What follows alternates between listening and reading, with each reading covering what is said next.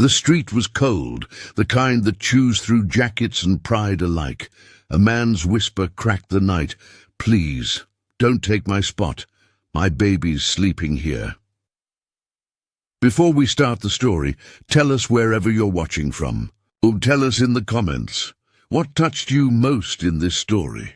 In the forgotten town of Raven Creek, the rain had no mercy. It dripped from rusted gutters, pooled in broken pavement, and found its way into the cardboard corners where Dane Mercer tried to keep his daughter warm.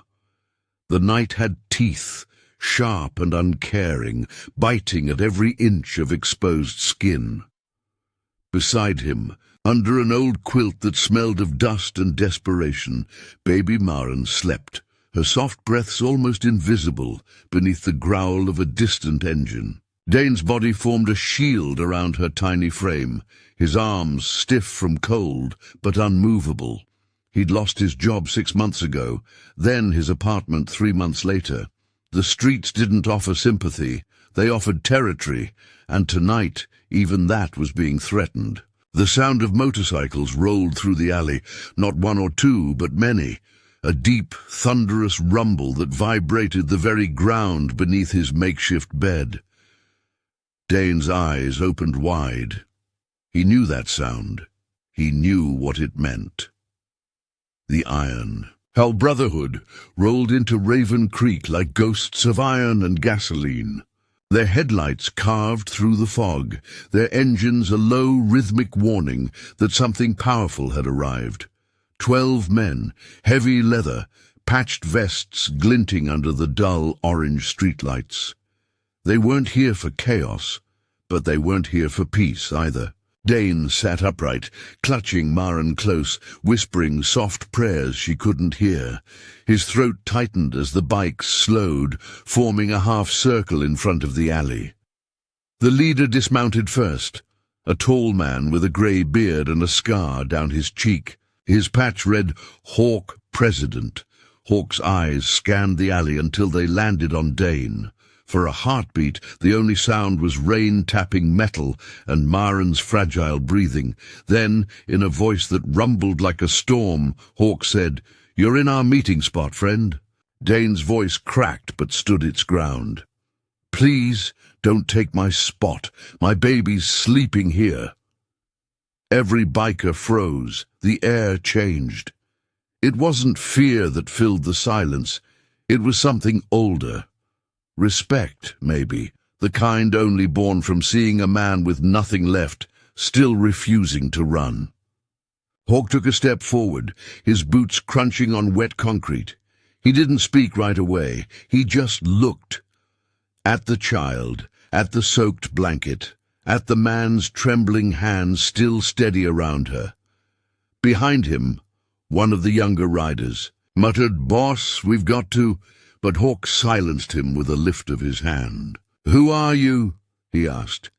"Dane Mercer," came the reply, low but sure, "just trying to make it through the night." Hawk's expression didn't soften, but something in his eyes shifted. He nodded once, slow, like he'd just decided something that didn't need to be said. He turned to his men. "Hold the engines. No one moves." The rain kept falling, and for the first time in weeks, Dane felt like the night was actually listening. A rider named Briggs, broad as a doorframe, stepped off his bike and pulled his gloves off. His fingers were tattooed with letters that spelled mercy, though they looked like they'd forgotten the meaning. He crouched, eye level with Dane, and offered something unexpected, a steaming cup of coffee. "Take it," Briggs said simply. Dane hesitated. His pride was louder than his hunger, but Maren stirred, and instinct won. He took the cup. It burned his palms, but the heat felt like life itself. "You got somewhere to go?" Hawk asked from behind Briggs. Dane shook his head. "Not tonight." A silence passed between them, one heavy with decisions neither man wanted to make. Then Hawk spoke again, not as a leader, but as someone who understood the kind of weight that keeps you awake at night. "Give him the van," Hawk said. Briggs blinked. "The supply van?" "Yeah," Hawk replied. "The kid sleeps warm tonight." The brothers exchanged glances. No one questioned the order. That wasn't how the iron howl worked. They moved with quiet efficiency, like a machine made of kindness wrapped in leather and scars. Briggs jogged back to the van, its sides still painted with fading club logos. Inside were toolboxes, a cot, and a small space heater. "Keys are in the dash," Hawk said. "You lock it up when you're done." Dane blinked, unsure if he'd heard right. "You mean you're letting us sleep in it?" "Letting," Hawk grunted, a small smirk forming. "I said for tonight. No man should watch his kid freeze, not on my street." Dane wanted to thank him, but the words didn't come. Instead, he just nodded, holding Maren tight as he climbed into the van. The heater clicked on with a soft hum. The baby stirred, sighed, and drifted deeper into sleep. Outside, Hawk lit a cigarette, staring into the rain, his reflection ghosted in the windshield. The night eased its grip once the heater filled the van with faint warmth. The rain's rhythm softened against the metal roof, sounding almost like applause for the quiet act of mercy. Dane sat upright, holding Maren close, his rough hand tracing gentle circles on her back. He looked out through the cracked windshield and saw the bikers, still there, still silent, men shaped by the road and 1,000 unwritten rules. Hawk stood at the edge of the alley, cigarette ember glowing like a watchful eye. His men respected his silence. They always did. To outsiders, they looked dangerous, but Dane could see something else. Discipline, structure, maybe even hearts built from the same broken bricks as his. Inside the van, the heater clicked again, steady and alive. For the first time in weeks, Dane breathed without fear. He didn't know their names, didn't understand their world, but he understood this. Real strength never needed to announce itself. It just showed up when the world turned its back. Across the alley, Briggs leaned on his bike, shaking rain from his hair. "You think he'll stay?" he asked. Hawk exhaled smoke, the ember flaring. "He's got nowhere else to go, but we'll check in the morning." Nora Pike, one of the few women in the crew, zipped her jacket and said quietly, "You don't see many men still fighting that hard for their kids." Hawk's gaze didn't move. "That's the kind that'll break before he bends. I respect that." The rest of the riders nodded in wordless agreement. For them, the brotherhood had always been about one thing: loyalty, not appearance. They'd all been judged once, written off as outlaws. They knew what it was to be seen as trouble when all they wanted was peace. When the engines roared again, it wasn't to drive him out. It was a salute, a wordless promise in thunder. Dane watched them fade into the distance, their red taillights slicing through the wet darkness like streaks of honor. Morning came, pale and grey, dripping down the cracked brick walls of Raven Creek. The world always looked different after a storm. Cleaner, quieter, but not kinder. Dane woke to the sound of Maren giggling in her sleep, her little hands tangled in the edge of his coat. For a second, he forgot where they were. Then the smell of diesel and damp air brought him back. He sat up slowly, careful not to bump her head on the van ceiling. The heater had died sometime before dawn, but the van still held the warmth of mercy. On the seat beside him sat a folded note, tucked under a thermos. The handwriting was rough, scratched into the paper like it had been written by someone unused to pen and ink. "Don't come back tonight. Meet us behind Bishop's Diner at noon. H." Dane read it twice, then again. He didn't understand why or what they wanted, but something in his gut told him it wasn't trouble. It was unfinished kindness.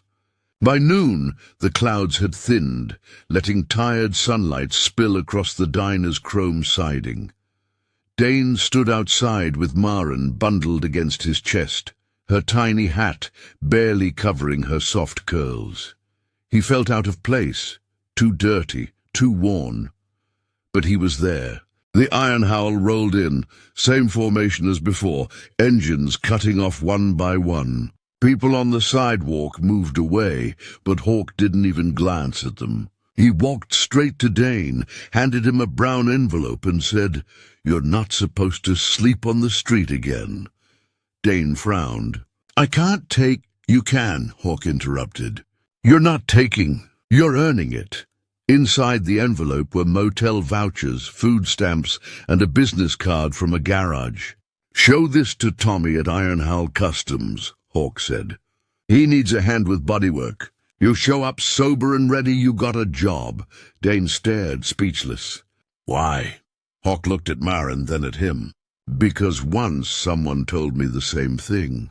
The words hit like sunlight after too many dark winters. Dane tried to thank him, but Hawk raised a hand. "Don't thank me. Just don't waste it." The other riders stood by their bikes, engines ready but faces calm. There was no applause, no sentiment, just silent approval.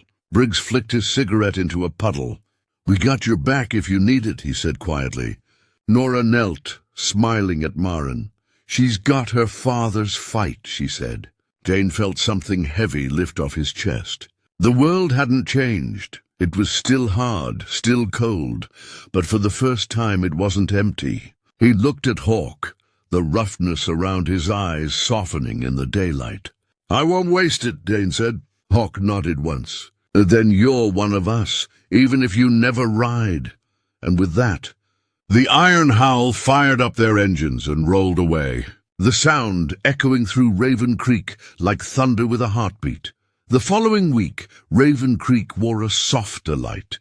The snowmelt pooled in gutters, and the garage on the edge of town smelled of oil, coffee, and second chances. Tommy Bales, the shop foreman Hawk had mentioned, was a man of few words and strong arms. His handshake was rough but real. "You any good with your hands?" he asked. Dane nodded. "Used to work freight. Fixed bikes for friends when times were better." Tommy grunted approval. "Better get those times back then. Tools are in the red chest. Lunch at noon. You mess up, you fix it before you go home." It wasn't a warm welcome, but it was an honest one. Dane glanced at the iron howl patch framed on the wall. Old, faded, the same symbol that had frightened him that first night. Now it meant something else entirely. That evening he carried Maren into a rented room at the edge of town, laid her on a cot and whispered, "We made it through another day." Outside, a single bike passed by, a reminder that someone still watched from a distance.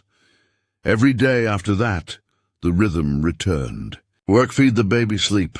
Simple, sacred. Tommy didn't talk much, but his silence had lessons in it, the kind that carved patience into a man. The shop was full of stories told in grease and grit. The brothers came and went, always leaving something behind, a sandwich, a blanket, once even a second-hand baby stroller left by the door. No notes, just presence. By the third week, Dane's hands were steady again, his knuckles healing, his eyes clearer. He hadn't drunk in 24 days. At night, he'd sit by the window of that small room, watching the bikes glide past like constellations made of chrome. He never waved and they never stopped. But the message was always there. "We see you. Keep going." Maren had begun to laugh in her sleep, soft little bursts that made the room brighter than any bulb. Dane realized that somehow this outlaw brotherhood had given him more safety than the city ever did. Then came the night, the past came looking. A man named Rusk one of the old warehouse dealers, showed up at the garage after hours, his voice loud, his breath sour with beer and regret. "You think you're too good for the street now, huh, Mercer?" he sneered. "Heard you're playing house thanks to those biker saints." Dane straightened, wiping grease from his palms. "I'm just trying to work." Rusk stepped closer, his hand twitching toward the pocket of his jacket. "You owe me, remember? That night you bailed on the run." The voice behind him cut like a blade. "He doesn't owe you anything." It was Hawk. He'd come in quietly like rain. Behind him stood Briggs and Nora. The air grew heavy with silence. Rusk turned, saw the patches and froze. Hawk's eyes locked on him. "You got 10 seconds to walk out before you forget how." Rusk swallowed hard. "Ain't worth it," he muttered, and backed away into the dark. No one moved until his footsteps disappeared. Then Hawk said softly, "We protect our own." After Rusk left, the tension dissolved, replaced by something quieter. Respect. Dane felt it settle in his chest like warmth spreading after a long freeze. He looked at Hawk. "You didn't have to do that." Hawk shrugged. "Didn't have to do a lot of things. Still do 'em," Briggs smirked. "You're in our circle now, Mercer. That means trouble has to go through us first." Nora handed Maren a small toy she'd brought, a worn leather keychain shaped like a wing. "Every rider carries one," she said. "You keep that for her." Dane turned the tiny wing in his fingers, the texture smooth from years of road wear. Maren giggled and clutched it tight, and the whole garage seemed to exhale at once. Hawk put a hand on Dane's shoulder. "You're not just surviving anymore. You're rebuilding. Remember that." That night, Dane tucked Maren in and whispered, "People can be hard, baby girl. But sometimes hard people carry the softest hearts." Spring crept in slow, with the scent of rain and motor oil drifting through open shop doors. Dane's days blurred into honest sweat and quiet gratitude. The club would stop by once in a while, never all at once, never for show. They came in pairs, dropping off spare parts or a few crumpled bills for Maren's formula. It wasn't charity. It was brotherhood done the old way, silent, steady, and true. One afternoon, Tommy called Dane into the office. "Hawk's got a message for you." Inside the envelope was a photo. It was the alley from months ago, the same corner where he'd begged them not to take his spot. But in the picture, the wall was clean, painted over with a mural. A man holding a baby beneath a pair of angel wings made of chrome. Underneath it read, "Brotherhood isn't about blood, it's about who shows up when it's cold." Dane's hands trembled. He looked at Maren, smiling in her high chair, and whispered, "We were never forgotten." A few days later, Dane rode in the back of Tommy's pickup, heading toward the far edge of Raven Creek. Hawk had asked to see him. He didn't say why. The road wound past weathered barns and open fields, the sky bruised with a coming storm. When they arrived, Dane saw the brothers gathered near an old warehouse, the same one from that freezing night. The place looked different now, clean, repaired. Fresh paint glowed faintly against the grey clouds. Hawk stood in front of the mural, hands tucked in his vest pockets. "This was your spot," he said. "Didn't seem right leaving it to rot." Dane swallowed hard. The air felt heavy with memory. Hawk nodded to Briggs, who stepped forward carrying a small patch, not leather but fabric, simple and black. Embroidered on it were the words, "Honor through action." Hawk held it out. "Not a club patch, not a title. Just a reminder of what you did that night, held your ground for something pure." Dane took it like it was made of glass. As the rain began to fall, the brothers wheeled a small crate forward. Inside was an old Yamaha, rebuilt and polished like new. Briggs grinned. "Found it in the junkyard. Hawk said you'd ride it better than the scrap pile." Dane blinked. "You're giving me a bike?" Hawk smirked. "Not giving, passing it forward. You earn what you ride." The rain thickened, washing the alley in silver. Dane stood silent, eyes burning with the kind of gratitude that has no words. He set Maren's tiny hand on the cool handlebar. She cooed, her reflection glimmering in the chrome. For the first time in years, Dane laughed, a deep, unguarded sound that startled him. "Take care of that kid," Hawk said. "And when she's old enough, tell her why the road remembers men like you." Dane nodded, the rain hiding the tears he couldn't stop. Behind them, thunder rolled like applause from the heavens. By summer, the mural became something sacred in Raven Creek. People left flowers there, candles, notes. Even those who didn't know the story said it felt safe near that wall. Dane fixed bikes full-time at Iron Howell Customs now, his hands no longer shaking when he held tools. Or Maren. One afternoon, a woman wandered into the shop with 2 boys, their clothes thin, their eyes tired. She asked if she could rest for a while in the shade. Without thinking, Dane brought out cold water, a blanket, and some food. No speeches, no pity, just quiet understanding. When she tried to thank him, he shook his head. "You don't owe me a thing. Just take care of them." She smiled weakly and whispered, "You sound like someone who's been where I am." He nodded. "Maybe once. But someone stopped long enough to remind me what I still had, and that was enough." That evening, Hawk rode up alone. He parked, watching Dane hand Maren her toy wing, now worn and smooth. The sunset spilled orange fire across the cracked road. "Looks like you found your place," Hawk said. Dane nodded. "I didn't find it." "You showed me how to build it," Hawk chuckled low. "Don't give me credit. The road did that. We just listened." They stood there, 2 men cut from different worlds, but bound by the same truth. Kindness doesn't always wear a smile. Sometimes it wears a leather jacket and rides through the rain. As the last light faded, Hawk turned to leave. "We ride tomorrow," he said. "Charity run for kids down south. You and the little one should come." Dane smiled. "Wouldn't miss it." And when Hawk's bike roared back to life, it didn't sound like thunder anymore.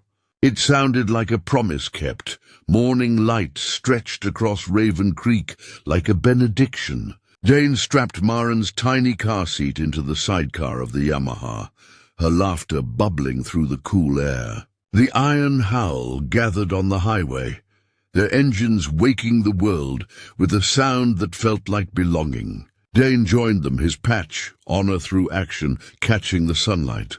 As they rode, faces turned to watch, not out of fear but admiration. The outlaws had become something else entirely, guardians of the forgotten. At the front, Hawk raised his fist. Engines quieted as the convoy rolled past the mural. For a moment, all that existed was the sound of wind and the beating of 1,000 hearts that had once been broken, now moving as one. Dane looked at the mural and whispered to Maren, "This was our spot once. Now it belongs to everyone who needs one." Her tiny hand reached for the sky, as if she understood. Sometimes the hardest souls carry the gentlest mercy. From cold streets to roaring highways, kindness can wear black leather and steel. Subscribe, like, and keep your spirit on the road.